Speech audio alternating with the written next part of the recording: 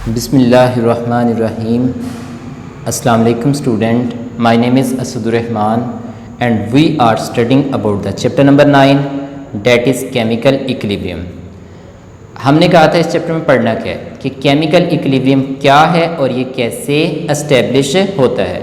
हमने इस बात को स्टडी कर लिया कि केमिकल इक्विलिब्रियम क्या है और ये कैसे एस्टेब्लिश होता है। हमने ये दोनों बातों को क्या कर लिया, स्टडी कर लिया। फिर हमने देखा कि केमिकल इक्विलिब्रियम किस किस्म के रिएक्शन के अंदर एस्टेब्लिश होता है, रिवर्सिबल रिएक्शन के अंदर। और रिवर्सिबल रिएक्शन क्या आते हैं, जिसमें आपकी जो नई चीज़ बनती है यानी प्रोडक्ट बनते हैं वो दोबारा से मिलकर पहले वाली चीज़ यानी रिएक्टेंट बनाना शुरू कर दें, तो ऐसे रिएक्शन को नाम क्या देते हैं, रिवर्सिबल रिएक्शन। ठीक है। अब आपको पता है रिवर्सिबल रिएक्शन में दो किस्म के रिएक्शन होते हैं, दो रिएक्शन होते हैं।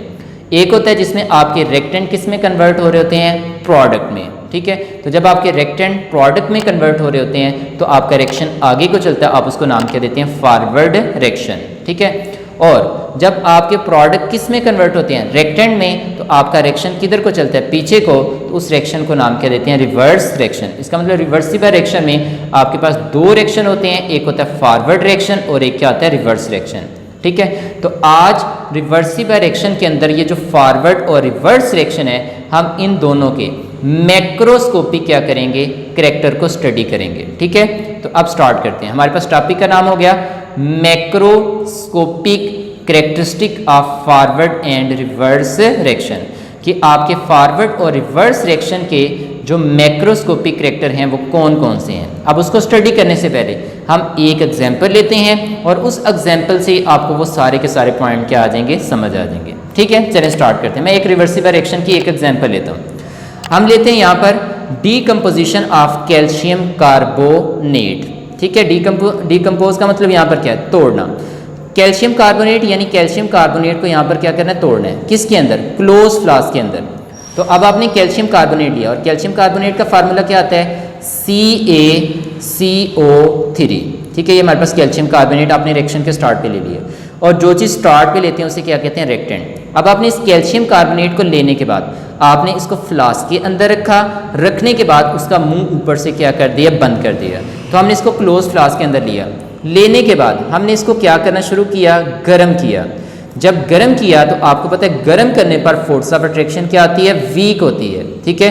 तो जब फोर्स ऑफ अट्रैक्शन वीक होगी तो एक वक्त आएगा इतनी वीक होगी कि उनके दरमियान फोर्स ऑफ अट्रैक्शन क्या करेगी, टूट जाएगी। तो आपका कैल्शियम कार्बोनेट जो है वो डिकम्पोज हो जाएगा, टूट जाएगा। और टूटने पर एक पैदा करेगा कैल्शियम आयन। ठीक है। और साथ में क्या पैदा करेगा, कार्बोनेट आयन। तो अब आपने देखा कि गर्म करने पर आपका कैल्शियम कार्बोनेट क्लोज फ्लास्क के अंदर डिकम्पोज हुआ और डिकम्पोज होने पर उसने दो आयन बना दिए, एक हमारे पास कैल्शियम आयन और दूसरा हमारे पास क्या बना दिया, कार्बोनेट आयन। अब ये जो कार्बोनेट आयन है ये फर्दर डिकम्पोज होगा और डिकम्पोज होने पर क्या रिलीज करेगा, कार्बन डाइऑक्साइड। और आपको पता है कार्बन डाइऑक्साइड हमारे पास क्या है, स्टेबल है, तो यहाँ से वो क्या होगी, रिलीज होगी। ठीक है। और उसके अलावा अब ये कार्बन डाइऑक्साइड हमारे पास नई चीज़ बन गई। अब इसमें O3 में से CO3 अगर हम देखें तो CO3 में से CO2 निकाल दें तो पीछे क्या रहेगा, एक ऑक्सीजन, और ऑक्सीजन के बाहर वाले शेल में 6 इलेक्ट्रॉन है। वो अपना ऑक्टेट कंप्लीट करने के लिए उसे कितने इलेक्ट्रॉन चाहिए, 2।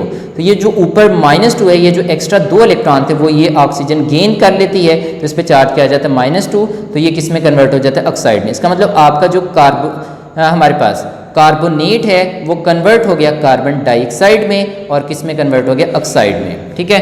अब कार्बन डाइऑक्साइड जो है वो यहाँ पर स्टेबल है, वो यहाँ पर हमारे पास नई चीज़ बन गई। अब ये ऑक्सीजन क्या करेगा, कैल्शियम के ऊपर चार्ज पॉजिटिव है और ऑक्सीजन के ऊपर चार्ज कौन सा हमारे पास है, नेगेटिव। एक का पॉजिटिव जो है वो दूसरे के नेगेटिव को क्या करेगा, अपनी तरफ क्या करेगा, अट्रैक्ट करेगा। जब अट्रैक्ट करेगा वो एक दूसरे के करीब आएंगे। अब प्लस और माइनस का काम जस्ट अट्रैक्शन में मदद देना था। कैल्शियम के ऊपर था +2 तो इसका मतलब उसकी वैलेंसी 2 थी, और ऑक्सीजन के ऊपर -2 था, उसकी वैलेंसी क्या थी, हमारे पास है 2 थी। प्लस और माइनस का काम जस्ट अट्रैक्शन में मदद देना, वैलेंसी हमारे पास माइनस में नहीं होती। अब देखिए यहाँ पर, अब पहले की वैलेंसी दूसरे के नीचे और दूसरे की पहले के नीचे, जब आप देखें तो दोनों की वैलेंसी एक दूसरे के नीचे आ गई। तो आपने पढ़ा था how to write a chemical formulae, अगर वैलेंसी सेम हो तो वो कट जाएंगी और कटने के बाद हमारे पास क्या बचा, 1 1 बचा। तो 1 1 हमें लिखने की जरूरत नहीं, तो हमारे पास क्या बना, कैल्शियम ऑक्साइड। तो हमें पता लगा कि हमारे पास एक कैल्शियम के साथ कितने ऑक्सीजन जुड़ेंगे, एक, तो हमारे पास क्या बन गया, कैल्शियम ऑक्साइड। तो आपने देखा कि जब आपने बंद फ्लास्क में, ठीक है, कैल्शियम कार्बोनेट को तोड़ा, कैल्शियम कार्बोनेट की डीकम्पोजिशन की, तो आपकी कैल्शियम कार्बोनेट ने डीकम्पोज होकर दो किस्म के सब्सटेंस बनाए, एक कैल्शियम ऑक्साइड बनाया और दूसरा क्या बनाया, कार्बन डाइऑक्साइड। ठीक है, हमारे पास ये बन गया। अब ये जो नई चीज़ बनती है इसको हम नाम क्या देते हैं, प्रोडक्ट का नाम देते हैं। ठीक है, तो अब देखें, अब यहाँ पर आपने जो स्टार्ट पे लिया वो कैल्शियम कार्बोनेट था, ये रेक्टेंट, जबकि कैल्शियम ऑक्साइड और कार्बन डाइऑक्साइड ये हमारे पास क्या है, प्रोडक्ट। अब आपने देखा कि आपके रेक्टेंट किस में कन्वर्ट हो रहे हैं, प्रोडक्ट में कन्वर्ट हो रहे हैं, तो आपका रिएक्शन आगे को चल रहा है, तो इस रिएक्शन को नाम क्या देंगे, फॉरवर्ड रिएक्शन। ठीक हो गया। अब आपको पता है कि स्टार्ट पे प्रोडक्ट तो होते नहीं, लेकिन जैसे जैसे रिएक्शन होगा आपके प्रोडक्ट बनेंगे, तो ये प्रोडक्ट इस क्लोज फ्लास्क के अंदर होने की वजह से ना कार्बन डाइऑक्साइड बाहर जा पा रही है ना कैल्शियम ऑक्साइड, तो इस क्लोज फ्लास्क के अंदर मौजूद रहने की वजह से अब यहाँ पर इन्हें हीट मिलती जाएगी और इनके बॉन्ड दोबारा टूटेंगे और ये दोबारा से रिकम्बाइन करके पहले वाली चीज़ यानी कैल्शियम कार्बोनेट बनाएंगे। तो आपका रिएक्शन पीछे को चलना शुरू हो जाएगा, तो इस रिएक्शन को नाम क्या देंगे, रिवर्स रिएक्शन। तो रिवर्स रिएक्शन क्या आता है, जिसमें आपके प्रोडक्ट मिलकर दोबारा से मिलकर क्या बनाना शुरू कर देते हैं, पहले वाली चीज़ यानी रेक्टेंट बनाना शुरू करते हैं, तो जिसमें आपके प्रोडक्ट रेक्टेंट में कन्वर्ट होते हैं, उस रिएक्शन को नाम क्या दे रहे हैं, रिवर्स रिएक्शन। अब आपने देखा कि रिवर्सिबल रिएक्शन में, ठीक है, दो किस्म के रिएक्शन हो गए, फॉरवर्ड रिएक्शन और रिवर्स रिएक्शन। यहाँ तक क्लियर हो गया। चलिए नेक्स्ट चलते हैं। अब आप देखते हैं कि यहाँ पर जब हमने रिएक्शन स्टार्ट करवाया था, ठीक है, तो रिएक्शन जब स्टार्ट करवाया था तो आपके पास सिर्फ और सिर्फ क्या मौजूद थे, रेक्टेंट मौजूद थे, आपके पास प्रोडक्ट मौजूद नहीं थे। जब रेक्टेंट आपके पास मौजूद थे तो इनकी कंसंट्रेशन हाई थी। जब इनकी कंसंट्रेशन क्या थी, हाई थी, तो जब आपने इसको गर्म किया तो गर्म करने की वजह से आपके रेक्टेंट जल्दी जल्दी टूटे और जल्दी जल्दी टूट कर उन्होंने क्या बनाया, कैल्शियम ऑक्साइड और क्या बनाया, कार्बन डाइऑक्साइड। तो इसका मतलब है कि स्टार्ट पे रेक्टेंट तेजी से प्रोडक्ट में कन्वर्ट होंगे तो आपका फॉरवर्ड रिएक्शन बहुत ज़्यादा क्या होता है, स्टार्ट पे फास्ट होता है। ठीक है, अब स्टार्ट पे जब आपने रिएक्शन स्टार्ट किया था प्रोडक्ट नहीं थे, तो इसका मतलब आपका रिवर्स रिएक्शन नहीं था।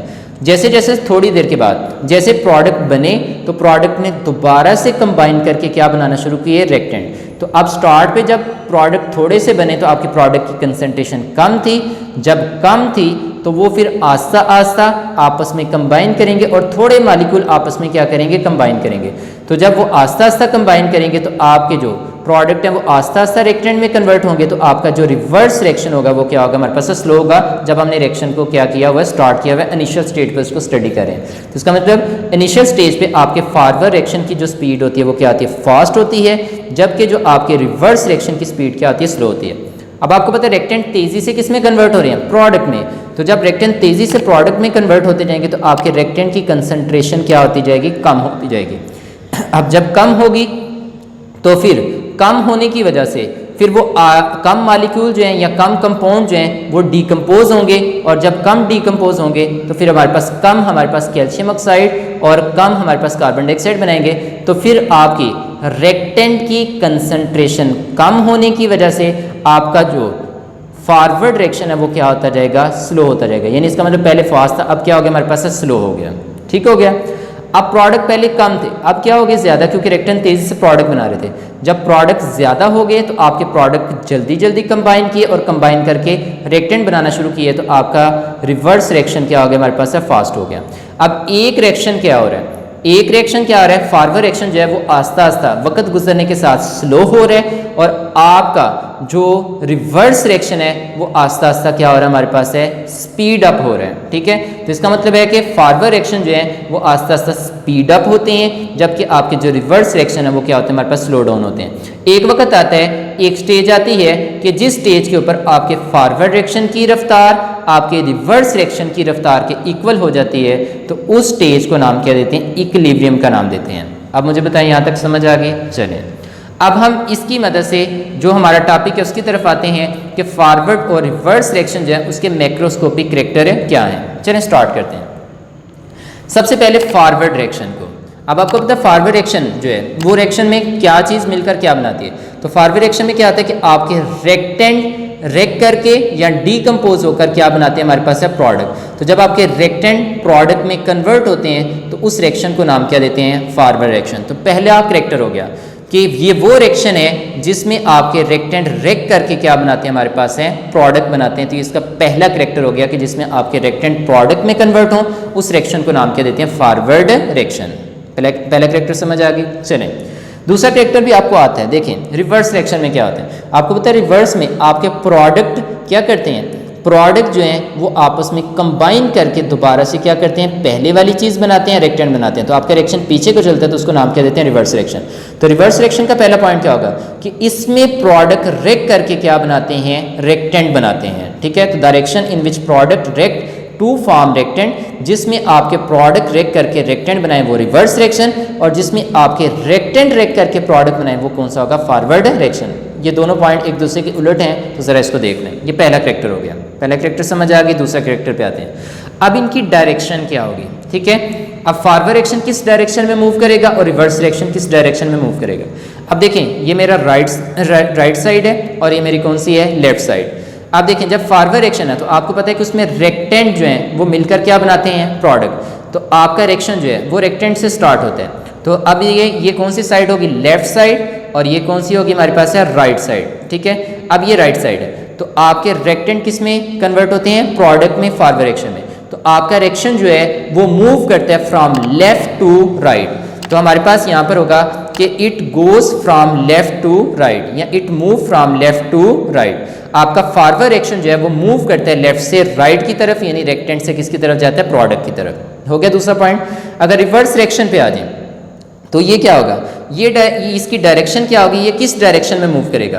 तो क्योंकि इसमें प्रोडक्ट मिलकर क्या बनाते हैं, रेक्टेंड। अब प्रोडक्ट किस साइड पे है, राइट साइड पे है, और रेक्टेंड किस साइड पे है, लेफ्ट साइड पे है। तो प्रोडक्ट ने मिलकर क्या बनाना है, रेक्टेंड। तो रिवर्स रिएक्शन जो है वो राइट से किसकी तरफ मूव करता है, लेफ्ट की तरफ मूव करता है। तो it moves from right to left. तो रिवर्स रिएक्शन राइट से किसकी तरफ मूव करेगा, लेफ्ट की तरफ। तो ये आपके पास कितने करेक्टर हो गए, 2।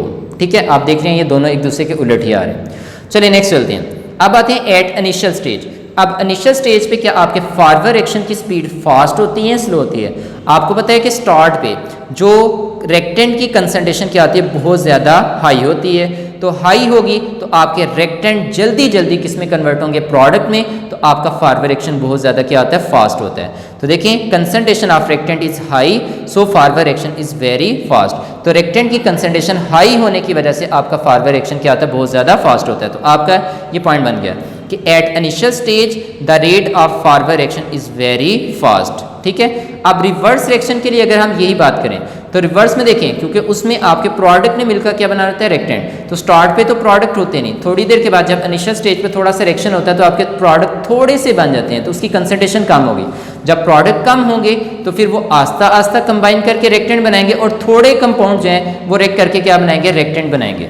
तो इसका मतलब है कि स्टार्ट पे प्रोडक्ट की कंसंट्रेशन क्या होती है, नेग्लिजिबल होती है। तो अगर प्रोडक्ट कम होंगे तो आपका रिवर्स रिएक्शन भी क्या होगा, हमारे पास नेग्लिजिबल होगा, ना होने के बराबर होगा, बहुत ज़्यादा क्या होगा, हमारे पास स्लो होगा। ठीक हो गया। तो इसका मतलब at initial stage the rate of reverse reaction is negligible. तो ये आपके तीसरा पॉइंट हो गया कि फॉरवर्ड रिएक्शन स्टार्ट पे बहुत ज़्यादा फास्ट होता है, जबकि रिवर्स रिएक्शन बहुत ज़्यादा क्या होता है, हमारे पास स्लो होता है, नेग्लिजिबल होता है। चलिए अब आते हैं लास्ट पॉइंट की तरफ। अब आपने देखा कि जैसे जैसे वक्त गुजरता जाता है तो आपके रेक्टेंड की कंसंट्रेशन क्या होती जाती है, कम होती जाती है। जब कम होगी तो कम होने की वजह से आपके फॉरवर्ड रिएक्शन की स्पीड भी क्या होती जाएगी, स्लो होती जाएगी। तो आप देखें तो इट्स स्लो डाउन ग्रेजुअली। आपका फॉरवर्ड रिएक्शन जो है वो वक्त गुजरने के साथ साथ क्या होता जाएगा, स्लो डाउन होगा। क्यों? क्योंकि आपके रेक्टेंड की कंसंट्रेशन जो है वो क्या हो रही है, डिक्रीज कर रही है, कम कर रही है। तो जब रेक्टेंड की कंसंट्रेशन कम होगी तो कम होने की वजह से फिर जो आपका फॉरवर्ड रिएक्शन की जो स्पीड है या उसका जो रेट है वो भी क्या होता जाएगा, कम होता जाएगा। तो आपका फॉरवर्ड रिएक्शन क्या हो जाएगा, स्लो होगा। तो चौथा पॉइंट हो गया इट्स स्लो डाउन ग्रेजुअली। आपका फॉरवर्ड रिएक्शन क्या होता जाता है, दर्जा ब दर्जा क्या होता जाता है, स्लो डाउन होता जाता है, जैसे जैसे उस रेक्टेंड की कंसंट्रेशन क्या होगी, कम होगी। अब आते हैं रिवर्स पे। अगर रिवर्स पे आ जाएं तो रिवर्स में आपको पता है कि प्रोडक्ट की कंसंट्रेशन टाइम गुजरने के साथ साथ बढ़ती है। अगर प्रोडक्ट ज़्यादा होंगे तो फिर वो जल्दी जल्दी कंबाइन करके क्या बनाना शुरू कर देंगे, रिएक्टेंट। तो आपका रिवर्स रिएक्शन क्या होता जाएगा, फास्ट होता जाएगा। तो इट्स स्पीड अप ग्रेजुअली, ये दर्जा बदर्जा क्या होता जाता है, स्पीड अप होता है। क्यों? क्योंकि आपके प्रोडक्ट की कंसंट्रेशन क्या कर रही होती है, इंक्रीज कर रही होती है। ठीक है, तो अब आपके पास कितने करैक्टर हो गए, 4। ये बोर्ड में शॉर्ट क्वेश्चन के तौर पर भी आ चुका है और किसके तौर पर आ चुका है, लॉन्ग क्वेश्चन के तौर पर भी।